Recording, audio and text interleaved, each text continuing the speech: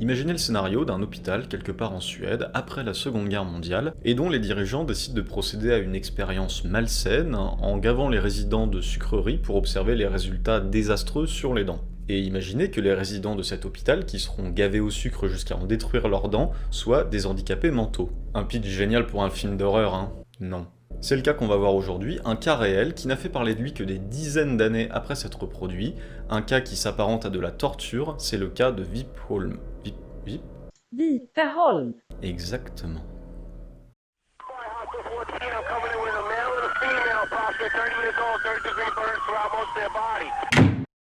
Dans la dernière vidéo, je vous expliquais que lors d'une expérience, on pouvait être un volontaire sain, ou un patient, ou ne pas vouloir participer, et être forcé à le faire, et dans ce cas-là, on était un prisonnier. Bon, d'ailleurs, c'est pas la seule expérience humaine pas très éthique qui s'est produite autour de la Seconde Guerre mondiale. Il y a notamment eu l'expérience japonaise de l'unité 731. Les nazis, les américains, les russes, les chinois, tout le monde en a à peu près profité pendant cette période. Et si les expériences cruelles et ratées, ça vous plaît, et je sais que ça vous plaît, je pourrais vous en partager d'autres, c'est pas les exemples qui manquent. Pour ça, n'hésitez pas à liker et à vous abonner, ça valorise mon travail et ça m'aide à vous partager encore plus de contenu. Merci par avance. Allez, c'est parti pour un voyage en Suède. L'histoire se déroule à l'hôpital de Vipeholm, dans la ville de Lund, une ville d'environ 100 000 habitants se trouvant au sud de la Suède. En 1938 est créé le Service national de santé dentaire qui souhaite enquêter sur les raisons pour lesquelles la population suédoise souffre d'un taux de carie élevé. Pour rappel, une carie, c'est une maladie de la dent qui se manifeste par une lésion ou un trou dans l'émail, la dentine ou la pulpe d'une dent.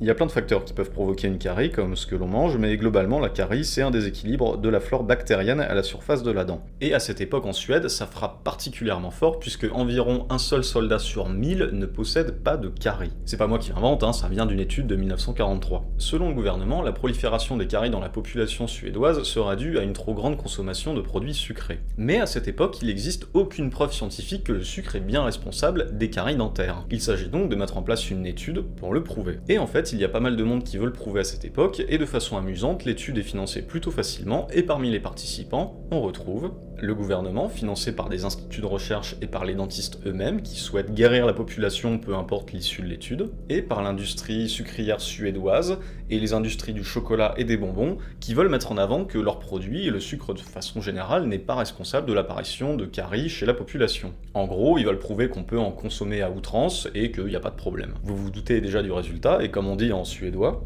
Chef. Exactement. L'hôpital Vipeholm, à cette époque, est le plus grand centre de Suède qui regroupe des attardés mentaux et il sera choisi comme le lieu idéal pour procéder à l'expérimentation. Alors pourquoi un hôpital peuplé d'attardés mentaux? Vous allez me dire, c'est quand même vachement cruel. Et ben en fait, le gouvernement se doute que l'étude va durer plusieurs années et l'hôpital n'est pas choisi au hasard et il y a deux raisons à cela. Déjà, cette population, c'est une population en bonne santé, physiquement et mentalement, et surtout comme elle ne guérira pas, elle est condamnée à rester là pendant très longtemps. Et accessoirement, cette population ne pose pas beaucoup de questions et sera très peu visitée par la famille, ça arrange les organisateurs. En 1945, après la fin de la guerre, le comité médical commissionne une étude sur les ravages du sucre sur les dents et l'expérience de Vipeholm est lancée. Les premiers essais. De 1945 à 1946, l'étude se planifie. On choisit quels résidents vont participer à l'étude et de quelle façon on va suivre l'évolution des résidents. De 1946 à 1947, on décide de démarrer plutôt doucement en testant l'effet de quelques vitamines couplées à une alimentation modérément sucrée. Sont alors testées la vitamine A, la vitamine C, la vitamine D et le fluor. Les médecins observent une légère augmentation du taux de carie par patient, mais rien de très flagrant. Les vitamines, c'est bien gentil, mais c'est véritablement le sucre qui intéresse les médecins. Du coup, c'est le moment de passer à la vitesse supérieure. Des conditions extrêmes. De 1947 à 1951, les médecins décident de mettre le pied dedans et imposent un régime hyper sucré aux résidents. Comme je suis sympa, je vous ai refait les graphiques publiés dans les études parce que ceux-ci sont plutôt illisibles. Non, en vrai, ils sont carrément dégueulasses.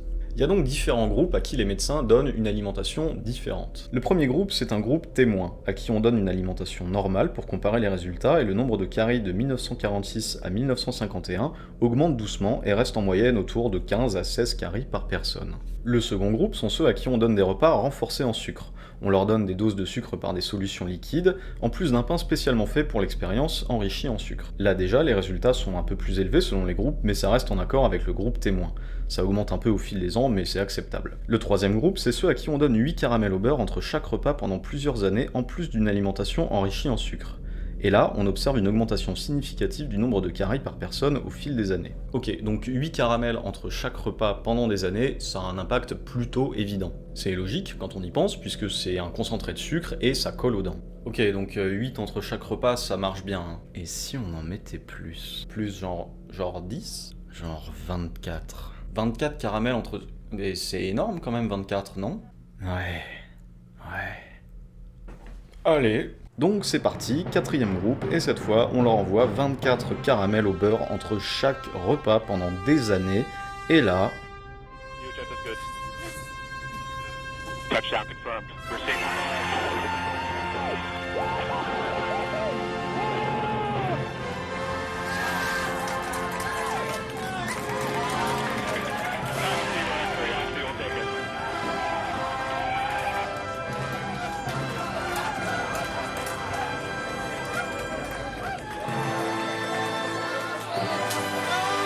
Bon, alors, par où commencer? En l'espace de 2 ans, les résultats s'envolent avec 6 à 7 caries en plus par année par patient. Donc franchement, pour nous, c'est pas surprenant. Mais figurez-vous que les médecins à l'époque sont super contents d'eux. L'industrie sucrière de Suède, forcément, elle fait un peu la gueule, et elle empêche l'étude d'être publiée, et les résultats sont finalement rendus publics en 1953. D'ailleurs, un héritage de cette étude, c'est un phénomène qui existe toujours en Suède et qui s'appelle l'orgasgodis. Lördagsgodis. Exactement. Et littéralement, ça veut dire les bonbons du samedi, et ça consiste en attendre simplement le samedi pour manger un maximum de bonbons et se priver le reste de la semaine, et ça a été instauré pour réduire la consommation de sucre en Suède à cette époque. Mais ce n'est finalement qu'en 1990 qu'on s'intéresse au manque d'éthique de l'expérience Vipholm, et que d'autres études sont publiées pour critiquer les méthodes utilisées. Sinon, l'étude, elle montre plusieurs choses. La première, c'est finalement que ce n'est pas une alimentation avec des repas très sucrés qui provoquent des caries, mais plutôt de manger du sucre entre les repas de façon très régulière. La seconde chose qui a été révélée dans des publications mais qui n'est pas visible sur les graphiques,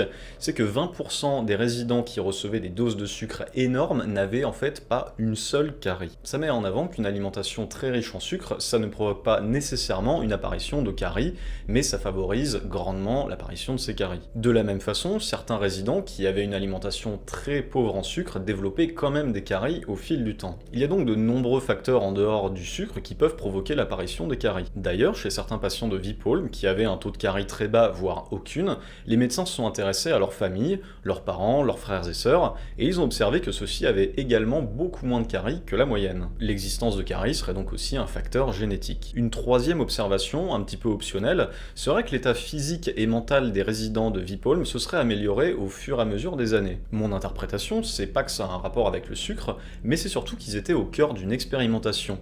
On s'occupait d'eux, on les surveillait, on leur donnait beaucoup d'attention, et ça leur a probablement fait beaucoup de bien, en dehors de ceux qui n'avaient plus une seule dent à la fin de l'étude. D'autres études plus récentes remettent en question les résultats, mais aujourd'hui, un pays riche et développé a tendance à voir le taux de caries de sa population diminuer naturellement. Cependant, beaucoup de dentistes ont expliqué qu'ils pensaient que cette étude, aux méthodes un peu brutales, avait eu un impact hyper positif dans la médecine dentaire. Alors finalement, en se replaçant dans le contexte de l'après-guerre, est-ce que la fin justifie vraiment tous les moyens? Merci d'avoir suivi cette vidéo, n'oubliez pas de vous abonner et surtout...